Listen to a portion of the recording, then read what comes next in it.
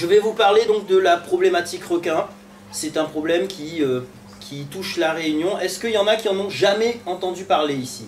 Bon, tout le monde en a entendu parler. Est-ce que vous estimez que c'est quelque chose qui est important, qui n'est pas vraiment utile, on en parle beaucoup mais ça ne sert pas à grand chose, ou bien que c'est quelque chose voilà, qui est important pour la Réunion, pour vous qui êtes enfant? Oui, mademoiselle? C'est que maintenant on peut plus trop surfer, s'amuser. Dans l'eau, d'accord. Toi? Bah ouais, c'est important. C'est important? C'est important pour les grands, pour les petits, pour qui? Pour tout le monde. Pour tout le monde, d'accord. Ok, on est d'accord, c'est un problème important. On peut plus explorer des fonds marins. Ça devient compliqué effectivement de se mettre dans la mer. Donc on démarre. Alors la première chose qu'on va voir, c'est l'écosystème marin. Vous avez vu ça en classe. Un écosystème, c'est un système qui fonctionne, on va dire, de façon équilibrée, avec toutes sortes d'animaux qui interagissent entre eux. Alors là-dedans, est-ce que vous connaissez des animaux? Il y a les baleines. Oui. Les baleines. Des raies, ensuite? Un marin. D'accord, donc toutes sortes d'animaux ici, on a même des oiseaux. Alors le principe, c'est des petits poissons qui se font manger par des poissons moyens, qui eux-mêmes se font manger par des plus gros. Tout ça forme un cycle qui est harmonieux, qui est équilibré. C'est la vie telle qu'elle se produit au quotidien dans les océans. On peut remarquer une chose, c'est qu'a priori, il n'y a pas d'humains sur ce dessin. Non. Les requins, alors beaucoup d'espèces de requins au total, 524, mais il y en a encore des nouvelles qui sont découvertes régulièrement parce que c'est un poisson mystérieux, il y a tellement d'espèces qu'on en trouve au fond des océans. On en a qui sont totalement inoffensifs, il y en a qui peuvent être plus dangereux.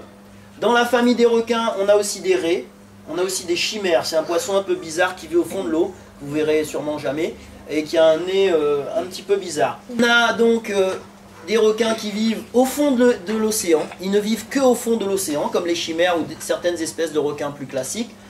D'autres qui vivent plus près de la surface ou à la côte, on appelle ça des requins côtiers, et d'autres qui vivent sur les récifs, qu'on appelle des requins de récif. Est-ce que vous connaissez des noms de requins là-dedans?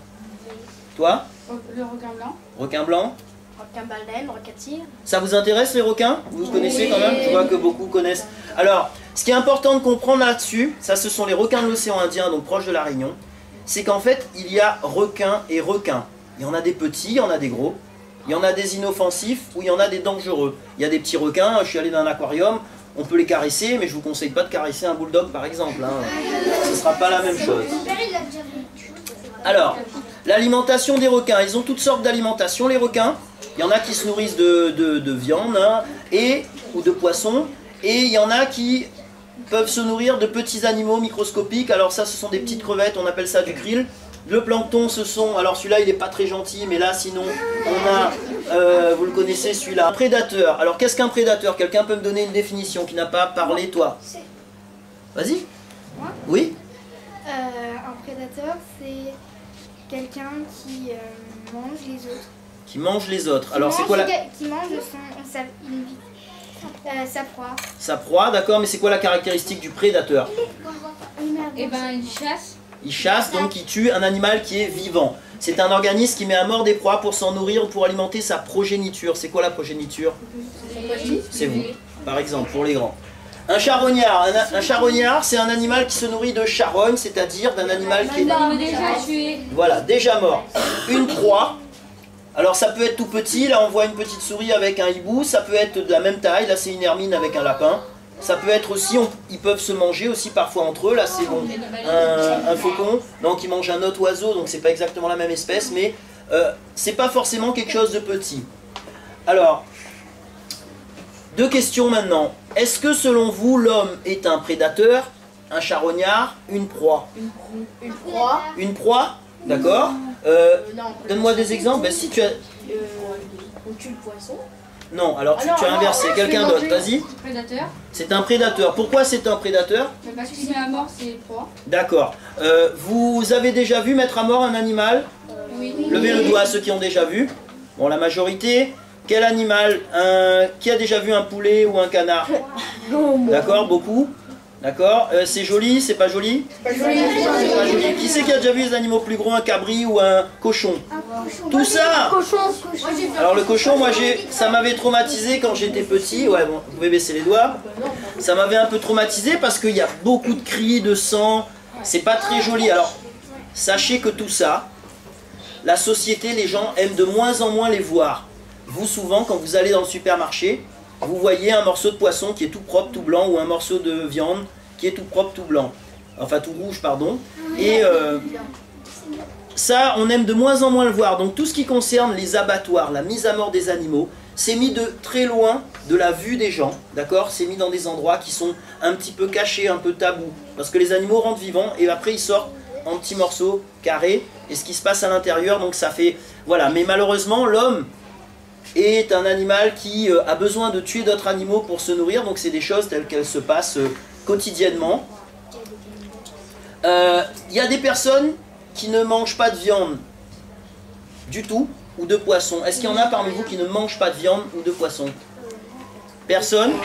D'accord, alors ça existe, il y en a soit par conviction personnelle ou par conviction religieuse qui ne mangent pas ni de viande ni de poisson. Juste pour finir là-dessus, il y en a un qui m'a dit que l'homme peut être une proie. Oui, les requins, ils mangent l'homme. Tu n'as pas attendu que je te pose la question. C'est comme si on leur pique leur chez eux, mais au-delà de l'exemple des requins, quel autre exemple l'homme peut être une proie? Le cannibalisme. Oui, alors effectivement, mais ça reste très très rare, oui. Les attentats. Les attentats, c'est pas vrai. Non, je parle de manger, on mange pas dans les attentats. Les animaux sauvages comme les lions, tout Voilà, tous ces animaux des prédateurs, donc les lions, les ours. Les grizzlies. Les guépards. Levez le doigt. Donc, il existe l'homme qui, comme tous les organismes vivants, peut être victime de prédateurs. Est-ce que vous pensez que c'est fréquent ou c'est très très rare? Très très rare. Effectivement, il y a quelques milliers d'années, ça devait être très fréquent. Un enfant qui quitte sa famille, hop, il disparaît, il y a un animal qui prend et qui part avec, c'est comme ça, hein, c'est la nature. Voilà, maintenant c'est devenu quelque chose de très rare. Et est-ce que vous pensez que c'est quelque chose qui est normal, qu'on peut accepter, ou bien que c'est difficile à accepter? Attends, c'est normal pour toi. Alors pourquoi c'est normal? Puisque nous on mange de la viande, c'est comme si...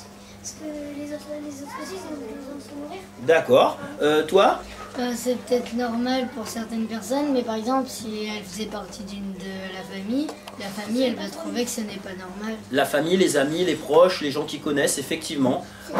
Parce que, alors ici on est un petit territoire, le problème des attaques, vous allez le voir, c'est que ça touche un tout petit territoire. Donc on connaît forcément, de près ou de loin, des gens qui sont impactés par cette crise directement. Donc ça devient moins normal. Quand ça se passe très loin, si vous entendez dans le journal quelqu'un qui s'est fait manger par un ours blanc là-bas au bout du monde, vous voyez, ça fait un petit peu le même effet pour ceux qui sont très loin et qui entendent que quelqu'un se fait croquer à l'île de la Réunion.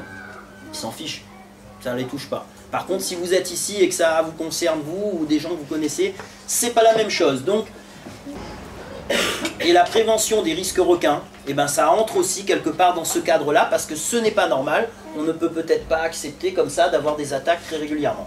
Des attaques graves et mortelles.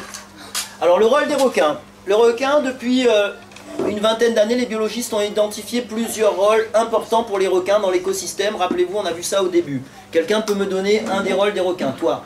C'est une autre question. Ils nettoient l'air des déchets toxiques. Alors, des déchets toxiques, des charognes plus précisément, parce que des déchets toxiques, ça renvoie à un produit chimique et je pense qu'ils raffolent pas de pétrole ou de morceaux de fer, sauf le requin tique qui mange un peu n'importe quoi. On trouve du fer. Toi? Vas-y. Un régulateur, ok.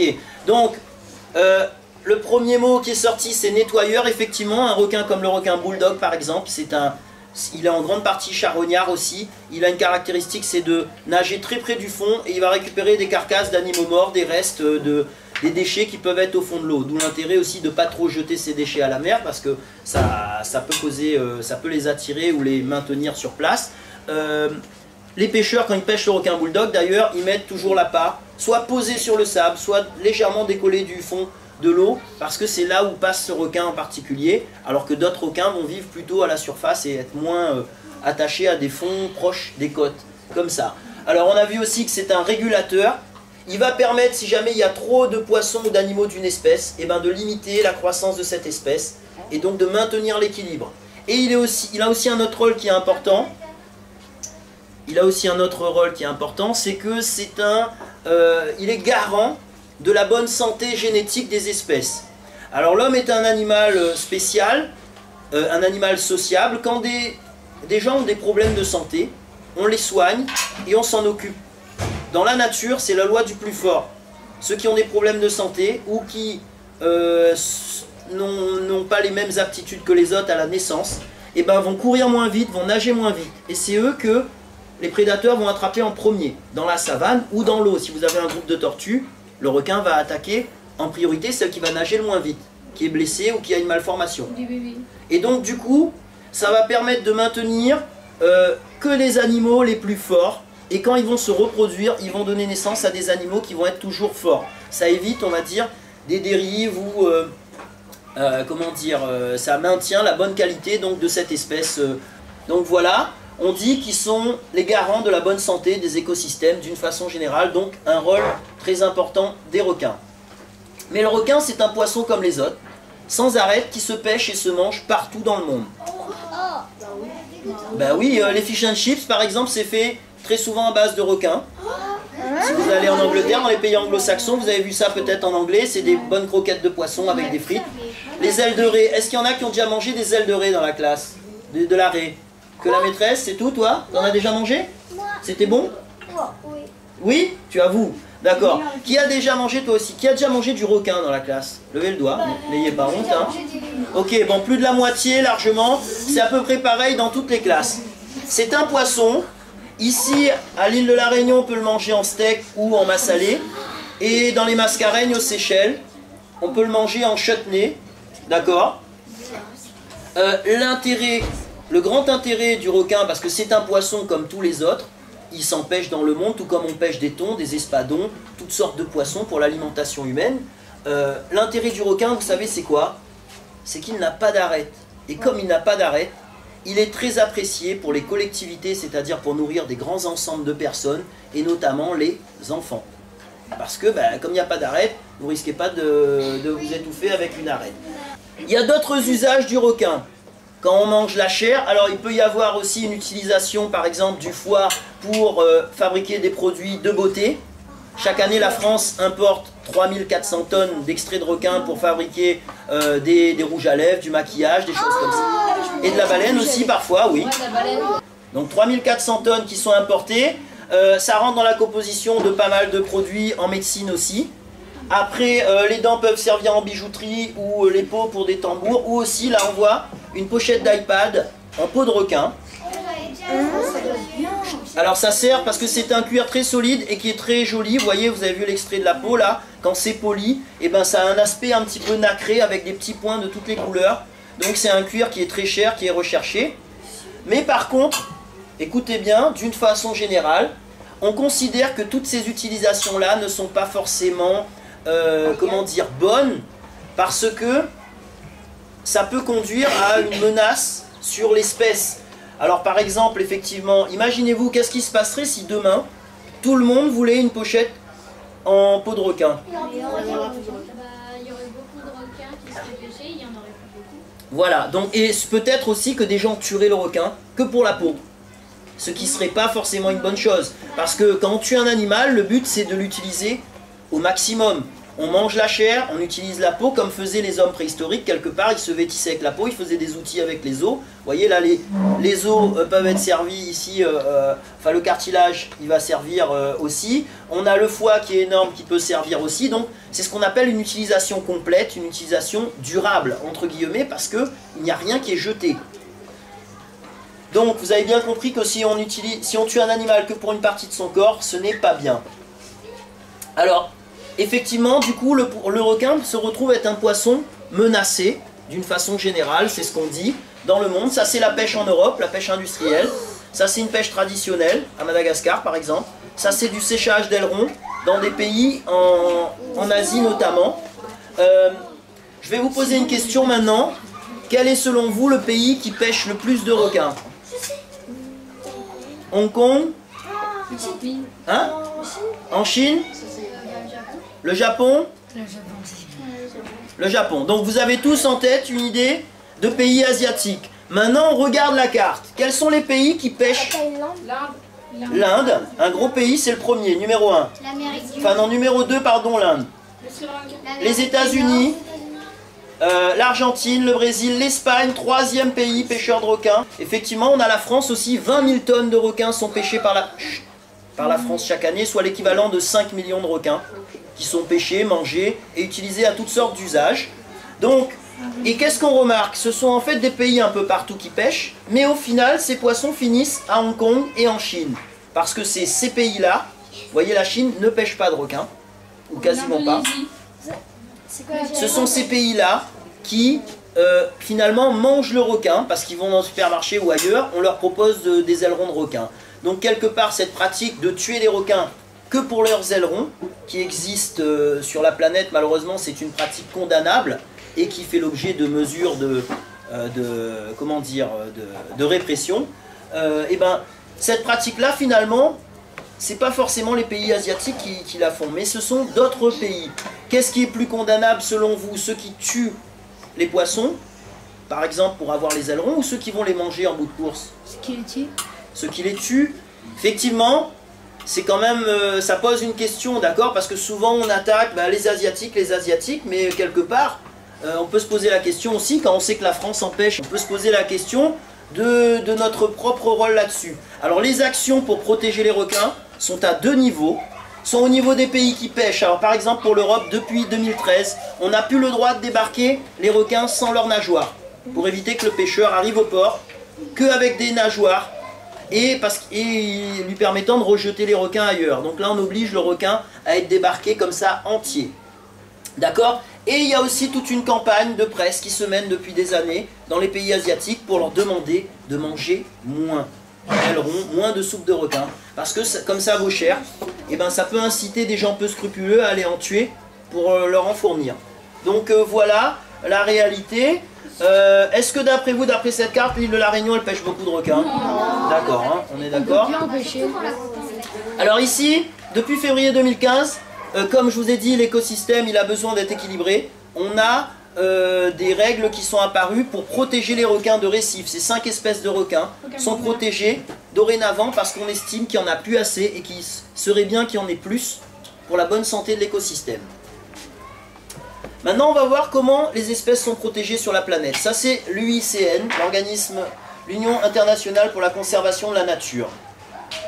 Les requins bulldog et tigres sont classés ici. On a plusieurs degrés. Éteint, c'est comme le dodo, il n'y en a plus. Cherchez pas, il n'y en a plus.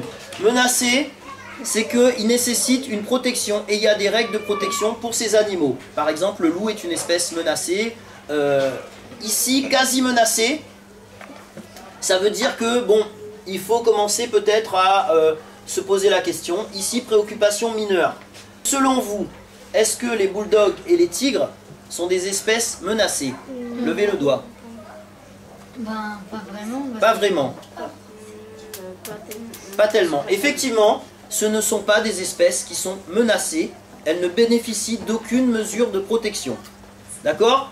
Pour cet organisme international, qui est celui qui classe toutes les espèces vivantes sur la planète. Et maintenant, on regarde.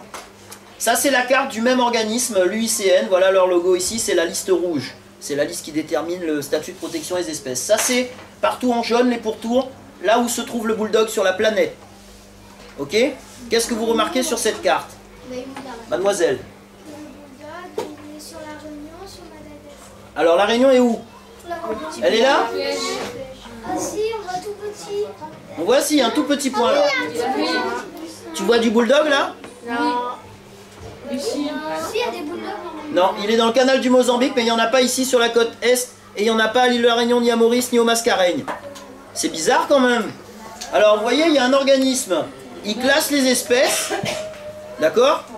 Il classe les espèces, mais quand on regarde la carte, sur toute cette zone-là où il y a du bulldog, ces espèces ne sont pas répertoriées. Donc on peut quand même se poser la question de savoir sur quelles données ils basent leurs calculs, leurs estimations, d'accord? Parce que quelque part, pour bien protéger une espèce, il faut savoir comment elle est répartie. Et là, effectivement, ça coince un petit peu. Ils ne l'ont pas mentionné. Ça veut dire que peut-être que, à l'époque où ils ont fait toutes ces cartes, il n'y avait pas de données de présence de bulldog ou de pêche de bulldog dans ce secteur-là et sur la côte est de Madagascar. Oui? On voit aussi que sur l'Amérique, sur toute la côte Amérique, il y a des bulldogs. Oui, alors une autre petite remarque, vous verrez par la suite. Hein.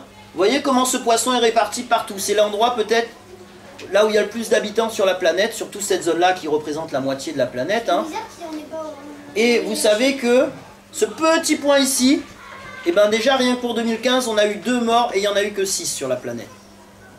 2 ici dans ce petit point-là. Et pour tout ça, et là c'est que le bulldog, je ne vous parle pas du tigre et du requin blanc, qui a encore blessé quelqu'un ce matin en Australie gravement. Donc le requin blanc qui est réparti aussi presque sur la moitié de la planète. Donc c'est déjà, ça pose quelques interrogations. Ne croyez pas tout ce que vous voyez systématiquement. Parce que, est-ce que pour vous, il y a du requin bulldog à l'île de la Réunion? Bah oui, parce qu'ils en ont attrapé, c'est pas ce qui manque. Et pourtant, si vous allez sur internet, vous ne trouverez aucune carte qui mentionne la présence de requins bulldog à l'île de la Réunion. Alors le requin bulldog, ça ressemble à ça, c'est un requin assez massif et trapu, d'accord. Le requin tigre, on le reconnaît, il est un peu plus allongé et il a des rayures. Alors ce qui est intéressant sur ces 2 fiches de l'État, c'est qu'on voit en bas, c'est marqué en cas d'observation de requin ou d'urgence, veuillez téléphoner au 02 62 43 43 43. Pourquoi, d'après vous, est-ce que ça peut être important de faire un signalement? Quelqu'un qui n'a pas parlé, quoi? Pour dire qu'il peut y avoir une attaque. Pour dire qu'il peut y avoir un risque dans ce secteur. Mais si vous voyez un aileron, là, il y a 1 semaine ou 2, il y a eu un aileron dans le lagon de Saint-Leu, quelqu'un a donné l'alerte, ça a permis d'évacuer les baigneurs. Donc ça, c'est un geste citoyen, vous faites de l'éducation civique. Dorénavant, à l'île de la Réunion, on a un service qui permet d'alerter la population en cas de danger. Il y a 1 semaine ou 2, il y a eu un aileron dans le lagon de Saint-Leu, quelqu'un a donné l'alerte, ça a permis d'évacuer les baigneurs. Donc ça, c'est un geste citoyen, vous faites de l'éducation civique. Dorénavant, à l'île de la Réunion, on a un service qui permet d'alerter la population en cas de danger. Alors, on va voir comment on définit un risque d'une façon générale. Pour définir un risque, il faut un risque. Là, le risque, c'est un requin. Il faut un enjeu. L'enjeu, c'est des baigneurs, des humains. Et on a ça. Un aléa, donc, c'est le risque. Et un panneau, ça se traduit ici, on a des panneaux partout. On a des endroits où il n'y a que le risque. Je prends un exemple, une île déserte, il n'y a pas un seul habitant, c'est plein de requins. Est-ce qu'on va parler de problème requin là-bas? Ben non, parce qu'il n'y a pas d'humains. Et on a des exemples aussi, d'accord, d'endroits où il n'y aura que de l'enjeu, il n'y a pas du tout de risque. Par exemple, est-ce que vous connaissez des endroits où on peut se baigner dans la mer et où on n'a pas d'alerte, on n'a pas de panneau, on n'a pas d'inquiétude? Oui? Dans le lagon? Dans le lagon, alors, c'est entre les deux, on verra par la suite, il y a quand même un tout petit risque, mais en dehors de la Réunion, je parle. Maurice? Maurice? L'ouest de la France. L'ouest de la France, même le sud aussi, hein. Parfois, on croit qu'il ne peut pas y en avoir, mais Oui. D'autres endroits? la Guadeloupe. La Guadeloupe? Bon. C'est juste pour dire, en Méditerranée, il y a aussi des grands blancs. Oui, mais est-ce que tu vois des panneaux danger requin? Est-ce qu'on t'interdit d'entrer à l'eau? Non. Est-ce que les gens sortent de l'eau à partir d'une certaine heure ou ils restent jusqu'à la tombée de la nuit? Il reste jusqu'à la tombée. Voilà. Donc ça veut dire que on peut considérer que le risque est quasiment nul. Il est très faible. Et c'est vrai que le risque requin est faible sur la planète. C'est beaucoup plus faible que n'importe quel autre risque. Sauf peut-être à certains endroits. Donc, voilà. Pour qui est ici à l'île de la Réunion, eh ben, on est face à un risque requin. Parce qu'on avait en tous les cas des enjeux. On essaye de les conserver. On a le risque. Donc on a l'aléa.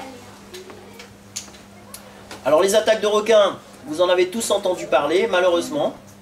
On va voir maintenant des données un petit peu statistiques, je ne sais pas si vous avez vu ces notions, mais essayez de suivre. Alors ça c'est la planète entière, en 5 ans, 2011-2015, on a eu, alors j'ai rajouté ça, mais ça fait partie de la liste, on a eu 39 attaques sur toute la planète, des attaques mortelles, hein, je parle. Ici les États-Unis, on a eu 2 attaques, retenez bien, en 5 ans. À La Réunion, on en a eu 7 mortelles. En Australie, on en a eu 11 mortelles. Ça donne ça. Les États-Unis, c'est ce grand pays. Il y a 10 millions de kilomètres carrés, c'est 4000 fois plus grand que La Réunion. 340 millions d'habitants, 500 fois plus d'habitants qu'à l'île de La Réunion. L'Australie, 7 millions de kilomètres carrés, c'est 3000 fois plus grand. Et 21 millions d'habitants, 30 fois plus. Et ici, La Réunion, c'est ce petit point de sable ici. Donc là, c'est représenté le nombre d'habitants qu'il y a à La Réunion. Ça, c'est le nombre d'habitants aux États-Unis. Ça, c'est le nombre d'habitants en Australie. vous avez vu que on a eu 7. Ici aux États-Unis, ils ont eu 2 morts. Et en Australie, ils en ont eu 11. Pour un pays qui est quand même 3000 fois plus grand. Ils ont eu même pas 2 fois notre nombre de morts. Est-ce que selon vous, à la lueur de ces chiffres, le risque d'attaque mortelle de requins à La Réunion, il est faible, moyen, fort ou extrêmement fort? Extrêmement fort, effectivement. Nous sommes l'endroit, malheureusement, des gens ne veulent pas accepter cette réalité parce que c'est gênant.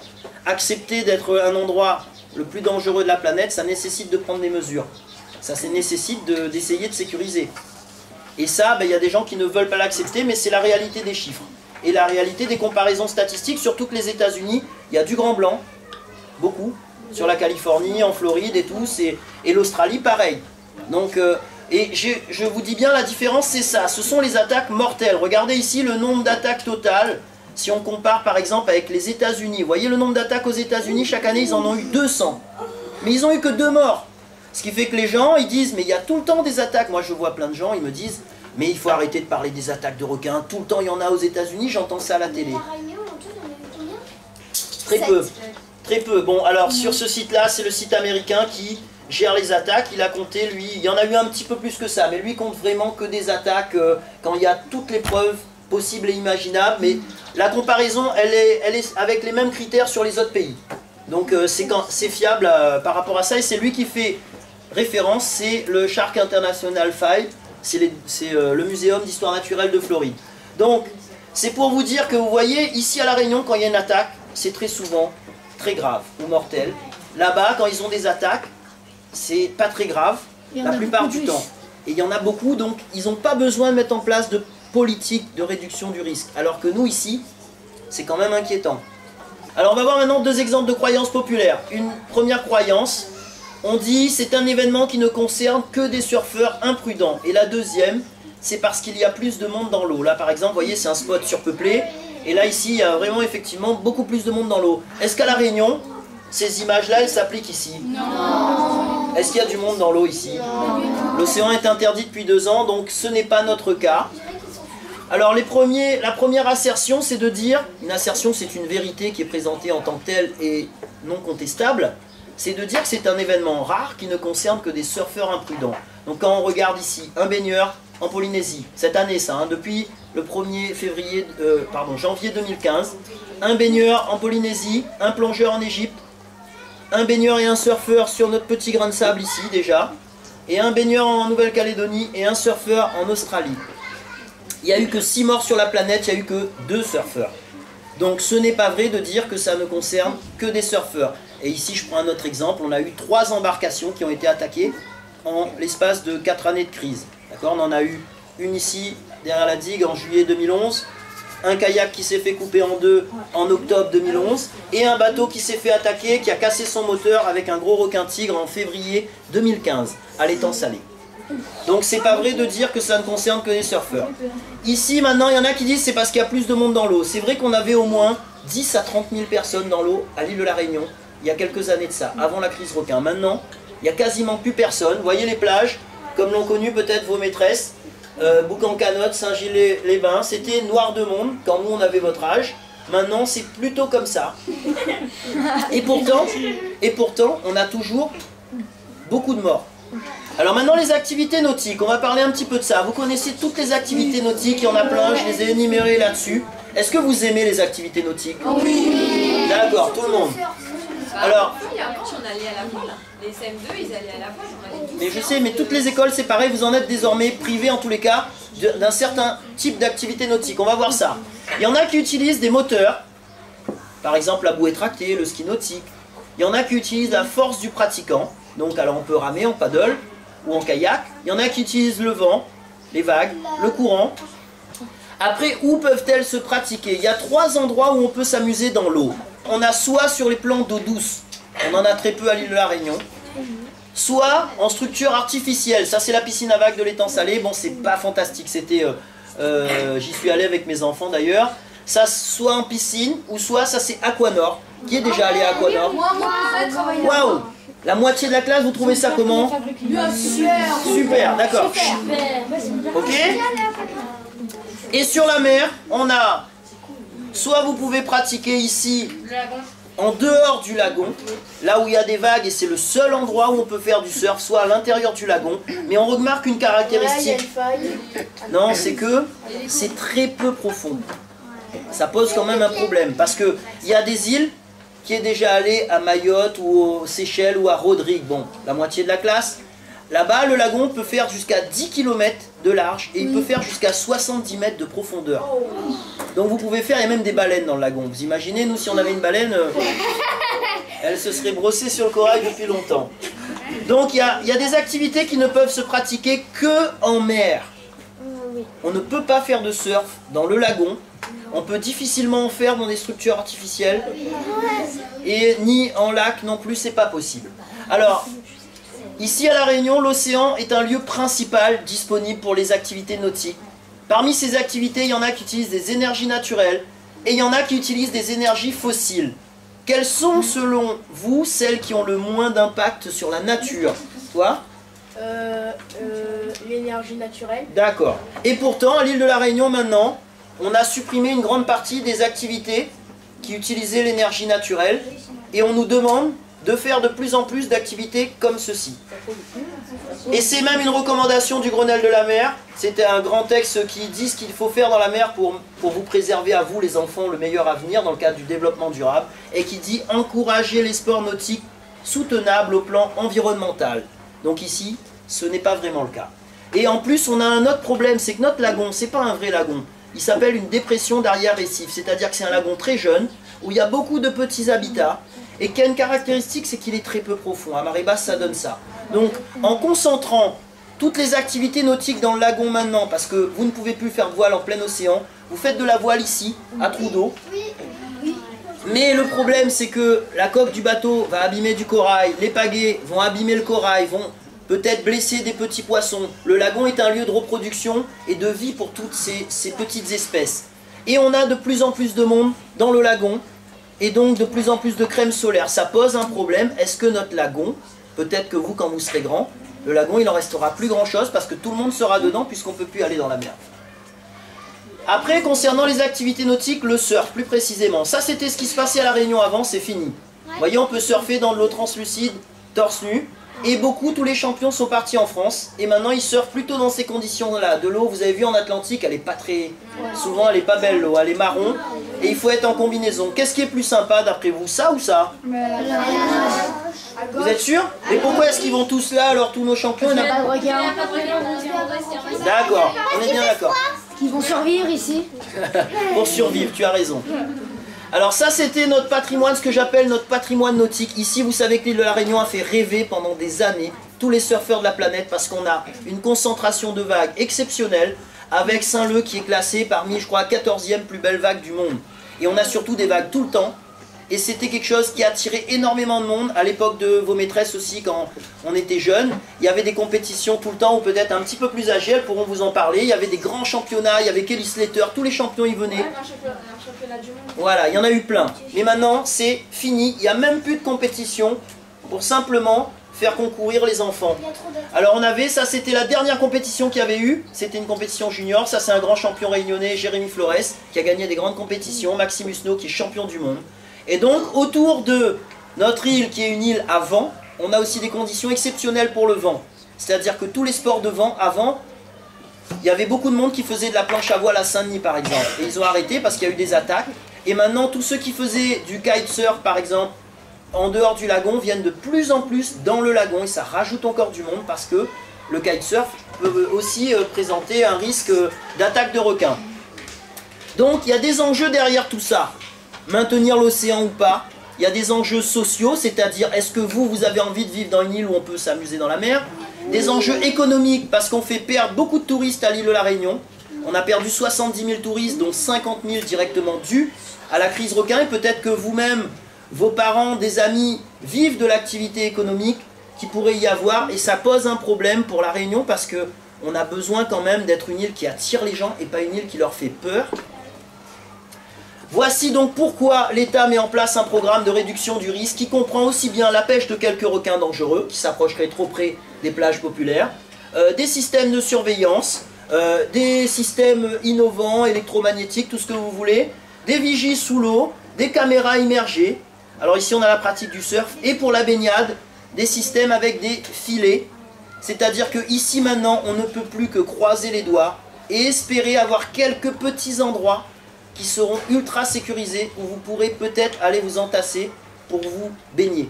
Et aussi des personnes sur la plage qui surveillent avec des jumelles, mais c'est compliqué parce que ici notre fond c'est du corail, donc on voit rien. Dans d'autres pays c'est des longues étendues de sable et avec des jumelles vous pouvez voir un requin, notamment les requins blancs, arriver depuis très très loin. On appelle ça les shark spotters. Ça marche très bien en Afrique du Sud, mais ici c'est impossible. Et voilà donc ce qui s'est passé. Vous voyez, ça c'est Boucan-Canotte, les gens qui étaient dans l'eau avant. Quand j'avais votre âge, tout le monde se baignait tout le temps et il n'y avait aucun problème. Dans les années 80, les années 90. Et maintenant, on est plutôt comme ça. Les gens sont terrorisés. Est-ce que vous allez vous baigner à Boucan-Canotte? Non. Oui. Il y en a? Quand il y a les filets? Oui. Oui, mais au bord. Mais est-ce que tu vas en dehors des filets? Et ça, c'était un exemple. Il y avait la coupe du Père Noël pour tous les enfants qui faisaient du surf. Alors vous voyez, il y avait mon fils à l'époque. Il y avait des centaines d'enfants. Ça, c'est le Père Noël qui est arrivé. Ça n'existe plus. C'est fini. C'était la dernière coupe du Père Noël en 2011. Depuis, on peut considérer qu'ici, à l'île de la Réunion, tout ça, c'est fini. Maintenant, on peut donc dire qu'il y a eu une évolution des rapports entre les Réunionnais et l'océan. Vous voyez une évolution. L'évolution, elle n'est pas forcément conforme à ce qui se passe ailleurs. Parce qu'ailleurs, partout, l'océan est quelque chose qui attire du monde. Ici, ça pose un problème parce que notre océan n'attire pas grand monde. Et donc, je vais vous poser une question maintenant. Y a-t-il une place, selon vous, au vu de cet exposé, pour l'homme dans l'océan à l'île de la Réunion? Dans le lagon, alors tu as vu? On va tous se mettre dans le lagon, abîmer le corail. Ah non. À trou d'eau, c'est pareil, c'est le lagon. Est-ce que non, mais la question c'est, est-ce que pour vous, l'homme peut avoir une place dans l'océan ou n'a pas sa place dans l'océan ici? Il n'a pas sa place. Il n'a pas sa place? Ici, il n'a pas ça. Il n'a pas sa place? Il n'a pas ça. D'accord, donc je vous rappelle qu'on a vu, on m'a parlé de Maurice. À Maurice, qui a déjà nagé avec les dauphins? Bon, la moitié de la classe. Est-ce qu'on peut faire ça à l'île de la Réunion? Non. Est-ce que vous trouvez ça normal et juste? Non, c'est pas normal. C'est pas normal? Alors je repose ma question. Partout sur la planète, il y a une place pour l'homme dans la mer. On s'amuse, on s'éclate dans l'océan. Sauf à l'île de la Réunion. Est-ce que vous trouvez ça normal? D'accord, ça me rassure. Parce que sinon, vous savez, des associations comme la mienne, elles n'existent quasiment nulle part. Ça n'existe pas, il y en a une au Brésil. Sinon, ça n'existe pas. Parce que partout sur la planète, on peut s'amuser du matin jusqu'au soir dans l'eau, sans aucun problème. Enfin, pratiquement partout. En tous les cas, même quand il y a un risque requin, il est beaucoup moins fort qu'à l'île de la Réunion et ne nécessite pas une interdiction d'océan. Et une dernière remarque aussi, parce que c'est des enfants qui me le posent souvent. Et les élèves, quand ils viennent me voir, ils me disent tout le temps, monsieur, mais où les pour ou les contre les requins? Ils me posent cette question tout le temps. Et moi, je suis surpris, je me dis, mais comment ça se fait qu'ils me posent cette question? Et finalement, j'ai fini par comprendre, parce que souvent, malheureusement, dans les médias, à la télé ou dans les débats des grandes personnes, on vous présente la crise requin en vous disant soit on est pour les requins et on n'y touche pas, soit on est contre les requins et on est des méchants, on veut tous les tuer. D'accord? Est-ce que je vous ai parlé de tuer des requins aujourd'hui? Bon, moi, je suis entre les deux. On ne peut pas, de toute façon, être pour ou contre, parce que les requins sont indispensables, mais en même temps, les activités humaines sont aussi indispensables. D'accord? Et il y a 524 espèces de requins. Je vous ai dit, ne mélangeons pas requins et requins. Moi, je suis pour les requins d'une façon générale, mais je suis contre les requins bulldogs et tigres à Boucan-Canotte, aux Roches Noires et sur les autres plages populaires de la côte, ce qui me semble être quand même logique. Oui? On ne peut pas les éloigner? Le but, c'est justement de les éloigner, et malheureusement, la pêche est un des moyens de les éloigner. Voilà, donc en tous les cas, je vous remercie et j'espère que ça vous a plu. Merci à vous.